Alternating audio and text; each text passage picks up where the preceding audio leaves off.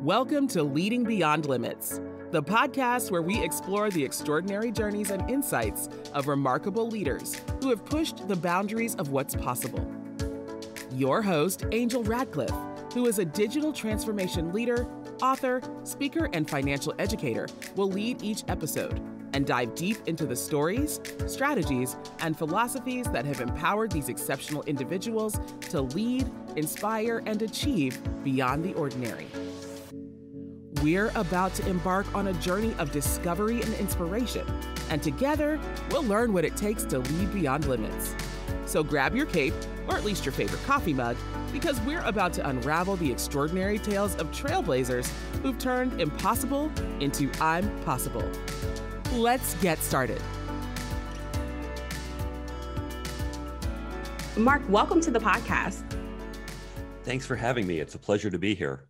I'm so excited to have you here to discuss career planning and communication and networking and all of the amazing things that you are doing, not only for people in corporate America, but the information that's really drilling down to being successful and those skills that you need to hone in on. It's certainly very necessary throughout the corporate landscape, throughout the small business landscape, throughout each and all of our individual careers. I'm sure we have some amazing people who are tuning in. Why don't you go ahead and give them a brief introduction of who you are? I began my career 20 some years ago as I graduated from MIT with a couple degrees into the dot-com era. And I began as a software engineer. I realized that to get where I wanted to go, I wanted to be a CTO, a chief technology officer. It wasn't just about being the best programmer I could be. There were a number of other skills: leadership, communication, team building, negotiating. All these skills were important to be capable of and successful in that role, but no one ever taught me. So I had to develop these skills in myself. As I went along that journey, I realized these skills aren't just for executives. They really help everyone at all stages of someone's career. So I began to train up people within my own organization, develop these skills in them.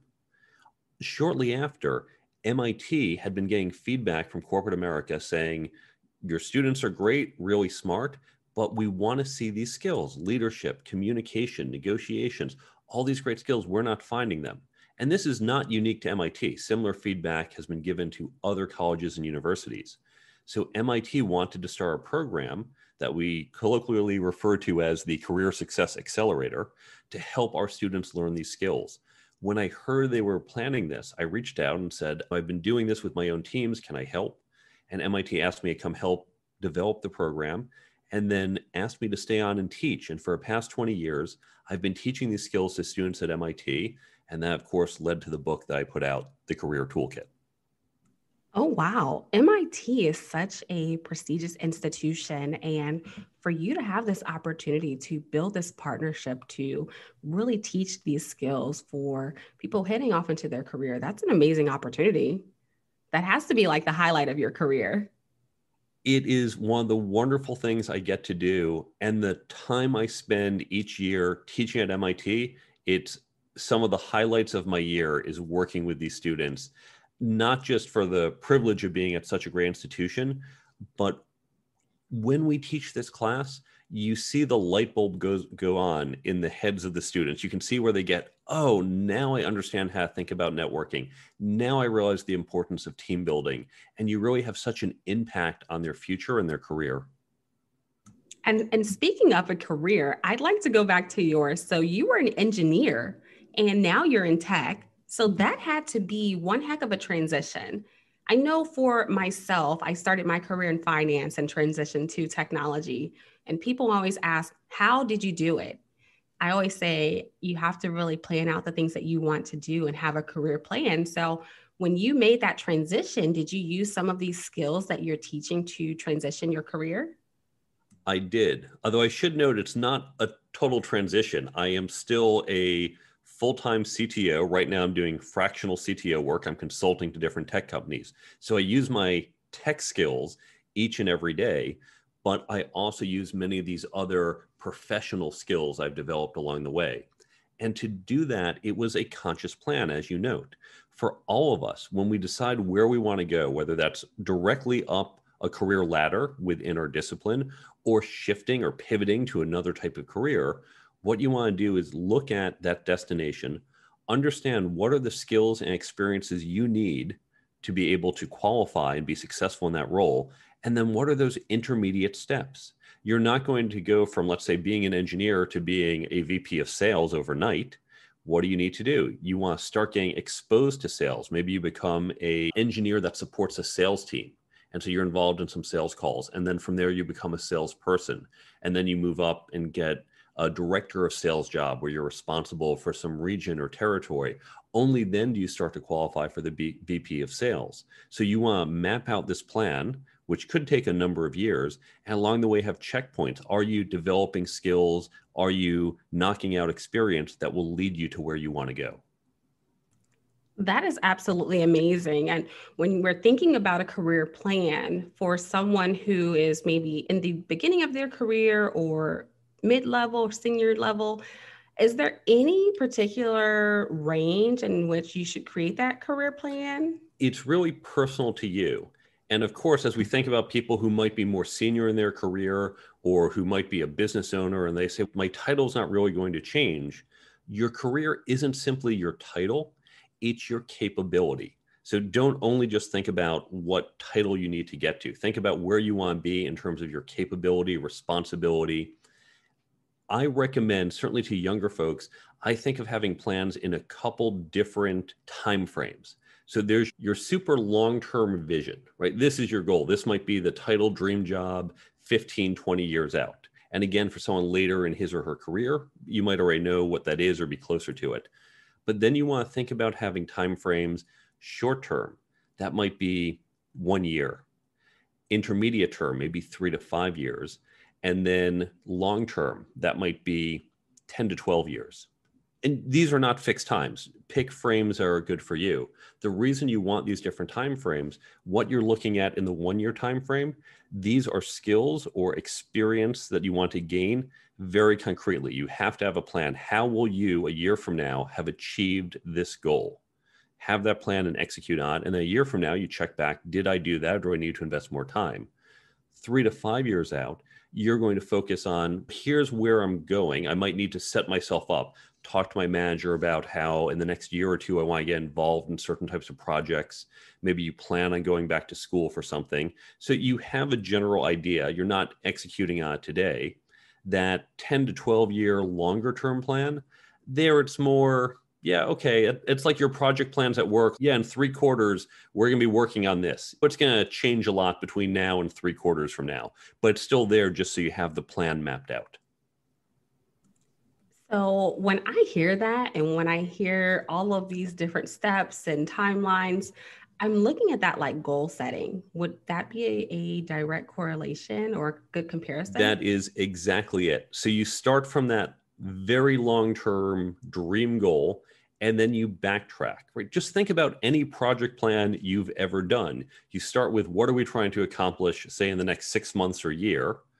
How do you get there? There are certain milestones along the way. So you start with that end result, but then you cascade back, what are the steps along the way? And then once you have those, you go forward saying, how am I going to achieve these, at least in this short-term part of the plan? And here's the important thing to remember about our plans. They are not fixed. Too many people think, oh, how do I know what I'm going to be doing in 5 years, let alone 10? Think about your projects at work. Whenever you do a long-term project, you start with a plan. We all know it's never going to go according to plan. Things will change. The actual result you're aiming for might even change along the way, and that's fine. This is your career. You can change the plan anytime you want. I do recommend sitting down at least once a year and reviewing, is this still what you want to be doing? But by having that plan, it helps you understand, are you on track, off track? If you're off track, is it because you're not achieving your goals? Or maybe you realize those weren't the goals you wanted to achieve, reset the plan.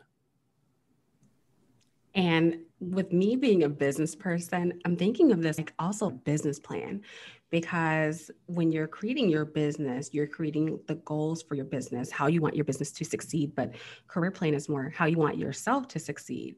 And you talk about, one of the points that you pointed out is revisiting the career plan.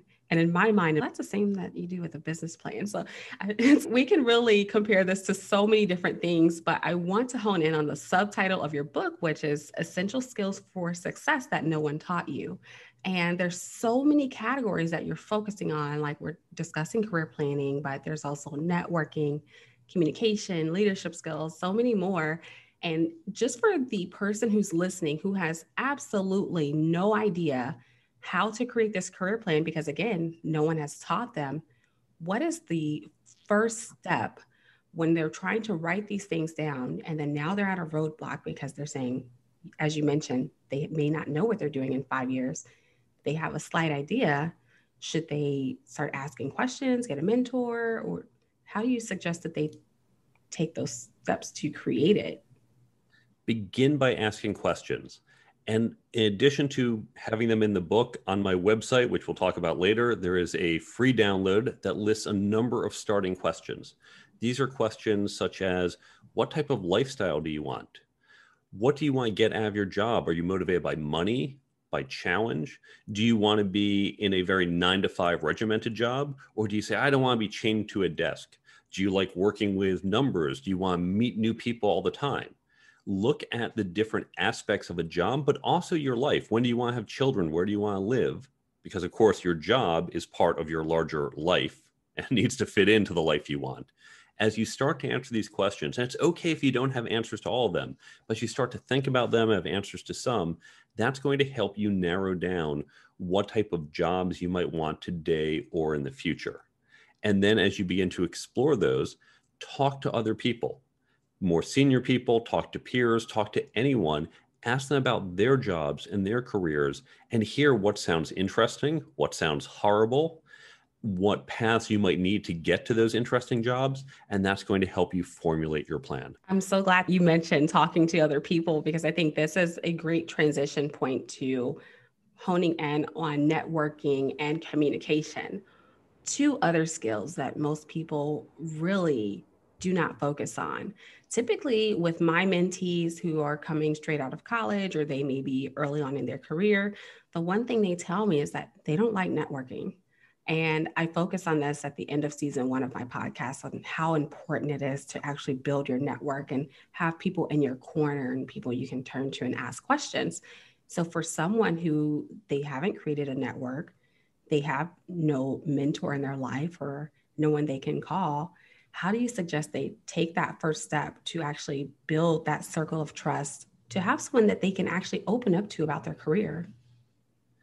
Now, here's the important thing. Most people actually do like networking, even introverts like myself. What they don't like is this mechanical, artificial process that people mistake as networking. What do I mean by that? We have this mentality that networking is about expanding the number of people we know. It's that salesperson who goes to a conference and 30 minutes later comes back with 30 different business cards. Or it's the how many people are you connected to on LinkedIn. But here's the way to think about it. Saying someone you're connected to on LinkedIn is in your network is like saying someone you matched with on Tinder is now your significant other. We know that's not true, right? No, it's, oh, look, I just swiped, so did she. Great. That's it. That's my future partner. No, that's someone who maybe, possibly, you might have a date with. And if it goes, maybe it leads to multiple dates. And that's really how we need to think of all of our relationships.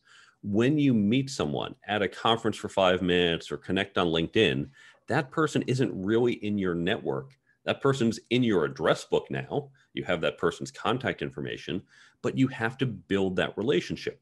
In the Tinder example, that's done through dates. In the corporate example, it's about getting to know this person. And it might be by corresponding by email, having phone calls. Maybe it's meeting for coffee or lunch. Maybe you're talking about a potential business deal. Maybe you just want to learn more about this person, about her job, about her career, about what her company does. But you need to invest time in building that relationship. Don't think of networking as I have to meet a whole bunch of strangers and convince them to give me their business cards. Think about it as I need to meet one person and build a relationship with that person. Because when it comes down to it, when you need a favor, when you need access, when you say, boy, I really want to talk to the head of procurement at this company, who's most likely to make that introduction? Is that going to be someone you met last week for 3 minutes? Or is that someone who you've known for 5 years where you have a good relationship? So think of networking as relationship building.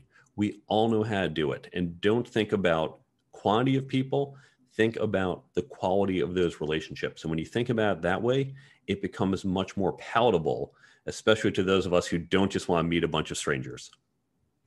Oh, absolutely, Mark. And I wanted to get more into the communication part because I think that's where some people really have the trouble. So, of course, communication and networking really go hand in hand.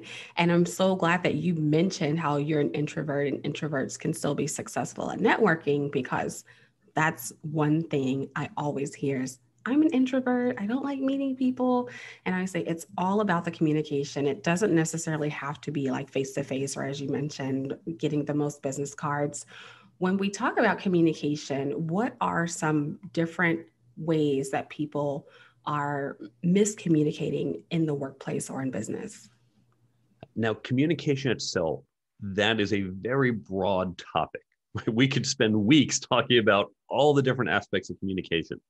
I like to focus on a really fundamental type of communication that applies to all of us. So we're going to use a very simple model, and I expand upon this in the book. Think about left brain people and right brain people. We're all probably familiar with the concept. Left brain people, very analytical, very organized process. If I am trying to pitch an idea to a left brain leader in my company, the way I'm going to approach this is say, I've prepared this PowerPoint deck and we've got 17 slides and each slide has 3 bullet points. I'm going to walk you through each of the points and how logically they all fit together at the end of this. You're going to see all the details, the plan, it's all going to make sense. And you're going to, of course, want to say yes. If I did that to someone who is an extreme right brain person, that kind of holistic, maybe head in the clouds, big visionary person, they don't want to sit through 17 PowerPoint slides. They're going to get bored by slide number 2. That's not how I would want to communicate to that person. For that person, I'd want to take a storytelling approach.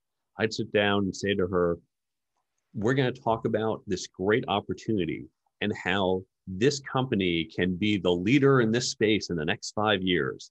And by the end of this talk, you're going to be sold on how we can shift from where we are today to being in this great, wonderful new position that we're all going to be excited about. I'm going to take a much more emotional appeal in this type of pitch. It's not going to be, let me logically go through point by point. Now, this was a very simple, contrived example of a very left brain person and a very right brain person. But all of us have these mental models, and it's more than just left and right. Once we begin to understand the mental models of the people we're communicating with, we start to recognize we're going to have to adjust our communication to resonate with their thinking style. That's extremely interesting. I've never thought about communication being in different mental models, and it's definitely something I'm interested in researching a bit more. Think about it this way. If I were to go to France to give a talk, I unfortunately don't speak French, so I'm going to have to give it in English. I am asking now every member of my audience to listen in English, and because they are native French speakers, they're going to have to hear the English and in their head do the translation back into their native French. It reminds me of when you have a computer and you're saying 10% of the computer's CPU is now going to be used to do this translation. So there's only 90% left to actually understand and interpret. So I'm putting this tax on their thinking, and that makes it harder for them.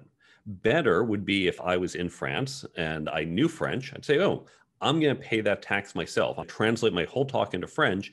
And then when I speak, they don't have to do a translation. They can focus 100% of their capacity, 100% of their brain CPU just on the understanding. That's going to make it much easier for my ideas to really impact and sink in. Now, when we're talking to different people, we might not be using a different language like English versus French, but we are using those different styles of that analytical versus holistic, or the other types of styles I talk about in the Mark, you're going to have me researching this all day because I'm sitting over here and my brain is just going a million miles a minute. I'm like, what in the heck? But again, these are things that we're not really taught. I want to talk about other methods of communication because communication is not always verbal. And when we're communicating with someone, whether if it's at work or in our business, we can communicate with other things. And I don't want to give it away because you're the expert here. So how do we communicate in other ways aside from verbal communication? One important thing I see over and over again in our organizations is we have so many communication channels. We have face-to-face meetings, we have phone call, we have instant messaging, we have text messaging, we have email. There might be some type of wiki or other type of document system. And one challenge I see, there's so many great ways to communicate, but we all don't naturally communicate the same way. We all know there are some people who much prefer a face-to-face meeting. Others prefer email. Others prefer instant messaging. And this can be frustrating, especially if you like to send emails, but someone keeps interrupting you with instant messages. Even more is if they expect a quick response to an instant message, but not to an email, whereas you might be in the mindset of email should have a response. Instant messaging, that's for the low priority items. So it's okay to ignore those until maybe the end of the day when you have more time. And that's going to cause frustration because different people have different expectations within our organizations. And this might be just at the team level, not necessarily the department level or company level, but whatever level is important, you need to have a discussion within the group and say, how are we going to use each of these channels? When and how? This channel should be used for this purpose. This is just for quick questions. This is for bigger topics. This channel, there's the expectation of a response within a few hours or within a day. This one is no expected time, or it doesn't matter what you set as long as everyone has a clear understanding of when to use a channel and the expectations around the response in those channels.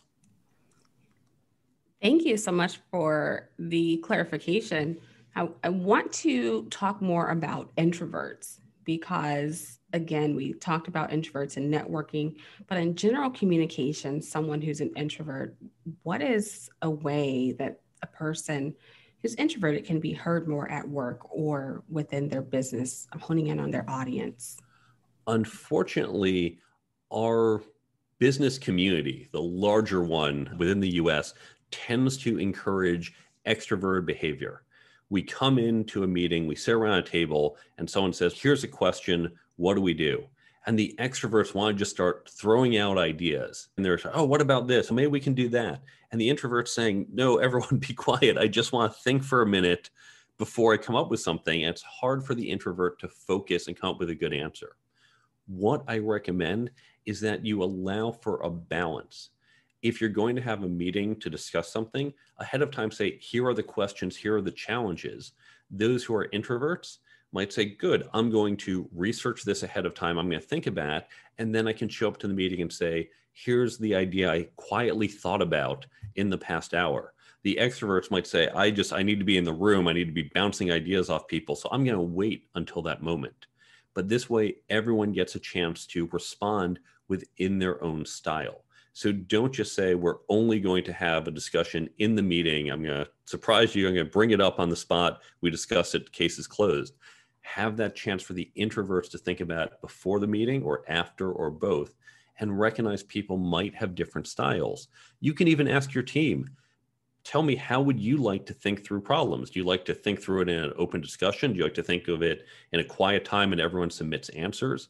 There's different approaches. Ask your team how they would like to deal with these challenges and how they'd like to communicate it. When we're talking about communication, I know one of the things that you've mentioned is communicating with your image. How does that happen? Can you give a little bit more detail on that? And what do you actually say, like, with an image? All of us have a personal brand, some type of reputation. Before this podcast episode, most of the audience has probably never heard of me. But why are you even listening to me? One of the first things you heard is, first, I've been invited on the podcast. So presumably I'm not just some random person you picked off the street. You saw my background. You qualified me in some way. Now, they also heard I went to MIT. I teach at MIT. So it's okay, he's probably pretty smart, right? You're starting to make inferences about me based on the information you have. Now, here's an experience I had early in my career. I was down for an interview in Washington, D.C., and I'm in some conference room. I'm chatting with people before the formal interviewing began. And as we're talking, we're chatting about corporate culture. This woman came in, she's listening to the conversation, and she asked after a few minutes, I'm curious, are you just a business guy or do you have any tech skills? She had no idea who I was, just knew I was there interviewing for a job. And I said, oh, actually, 2 of my degrees from MIT are in computer science. She said, oh, that was it. Done. Mic drop. Now, that wasn't my intention, but instantly she heard MIT and said, okay, this guy is technical. Computer science degrees from MIT?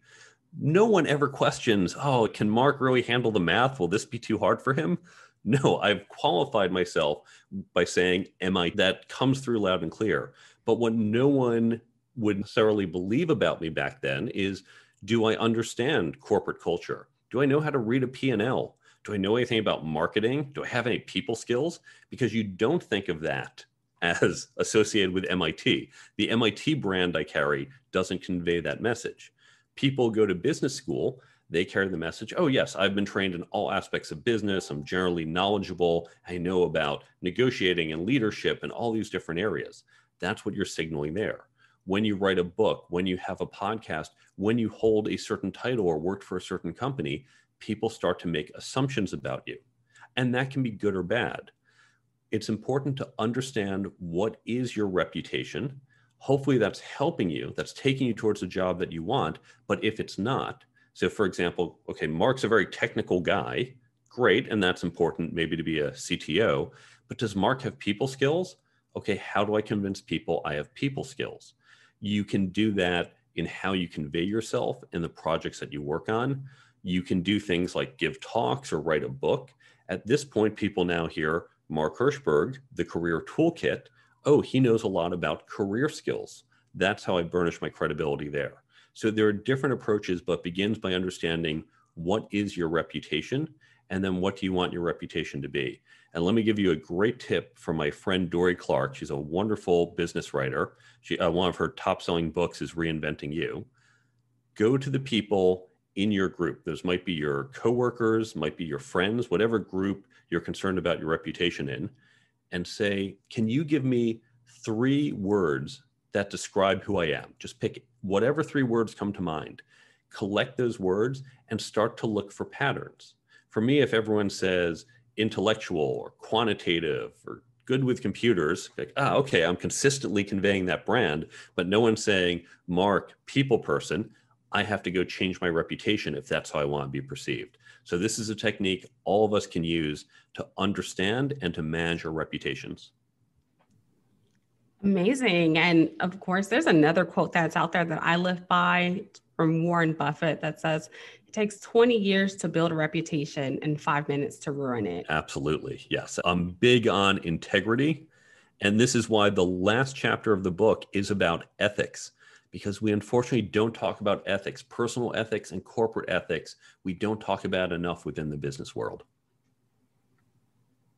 Yes, definitely something else that we should discuss a bit more, not only if you're a small business owner, but also in corporate. And Mark, these are some amazing topics. I want to go back to when you actually wrote the book and that entire thought process, because I know that you went through a journey yourself. And typically what happens is for people who are growing and you're learning all these things, we want to share those things with other people. When you initially wrote the book, like what was going through your head? Were you saying like, why is there not a book on this already? Or why wasn't anyone teaching me this in school? Or what were some of those things that were going through as you were doing that project? Well, those were certainly the thoughts going back 20 some years ago, where I was trying to develop this in myself and others. Oh, someone must have created a book. There must be tools out there. And I was shocked that they did not exist. There was no great, here's the resource to take you through it. When we were developing the class, we spent a lot of time on what's important and why, and pulling in that research from corporate America and other sources. Now, over the years, as I mentioned, when I teach, I could see the light bulb go on in the heads of these students, because with each of these topics, there are concrete tips that we'll give you about when networking, how to send an introductory email to introduce people, or what's the proper way to ask for a business card. There are lots of great tips, but there's also this one big mindset shift. We talked about with networking. It's not about collecting lots of cards. It is about building that relationship. And when you go from, I just need 20 business cards the next day, to, I want to get to know you as a person, you change how you approach networking. Each of these topics, there's that mindset shift. And when that happens to a student, I just see it lights up on their face and go, okay, now they get, now they're going to start going down the right path and developing these skills sooner. I love that feeling. And I wanted it to happen to not just our students, but as many people as possible. Because we know these skills, they're not just for MIT students. They're not even just for college students. They are universal for everyone. So for years, I was encouraging MIT, who pioneered online education. We had the first free online classes. I was encouraging MIT, let's take this, let's put it online, or let's give it to other universities and have them teach it. For various reasons, the program didn't have the capacity to do that. So when I had some downtime in 2019 when I began working on this, I just thought I was going to write up some notes for the class that will help the students. I can share these notes online. I really thought I was writing about 20 pages of notes. 20 pages became 40, became 80. By the time I passed 100 pages, I thought, this might be a book and not just a couple notes to go online. And that's how I wound up creating the book. It's so awesome when we have these ideas and we put the plan into action, and especially a book, because I'm also an author. And so I know the painstaking process that is to actually write a book and publish and go through that. So I want to really get into another topic, which is something that we are also not taught in school or really growing up. I have enjoyed this conversation on career planning and communication. And for people who would like to purchase your book, where can they find the book? You can find it on Amazon. It's carried online by many local bookstores if you'd like to support them, or they can order it directly for you. You can go to my website, thecareertoolkitbook.com. There, not only can you see where to order the book, you can learn more about it. You can get in touch with me or follow me on social media. You can download the free app for Android or iPhone. It contains many of the great tips. And when you read a book like this, it's so easy to forget it a month later. That app is going to have a little notification each day that's going to pop up to remind you. Or you can open it up, say right before a networking event, open it up and say, oh, quick, what were those tips Mark gave me? I want to flip through them right before I go into that event. That's available from the website. And then there's a whole page of resources. I mentioned earlier, you can download for free that list of starting questions to help you think through your plan. There's other free downloads. There's links to other great books and other free resources online. All of this at the website, the Career Toolkit book. I would like to go back to your course that you are teaching at MIT for the Career Success Accelerator. Now, can anyone sign up for that program? Unfortunately, no. You do need to be an undergrad at MIT. I hope one day they start to offer it as a more general program or get to other universities. But a lot of the concepts that we teach in that class are now in the book.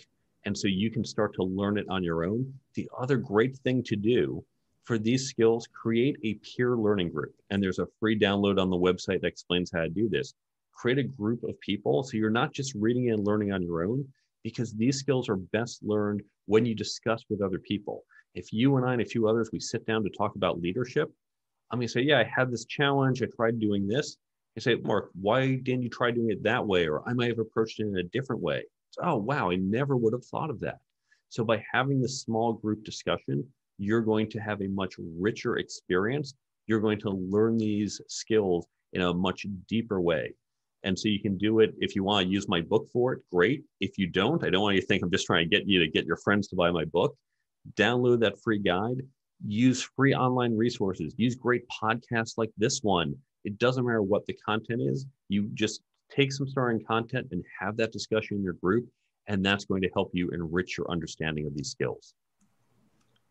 Yes. And so everyone, make sure you pick up a copy of the book, The Career Toolkit, Essential Skills for Success That No One Has Taught You.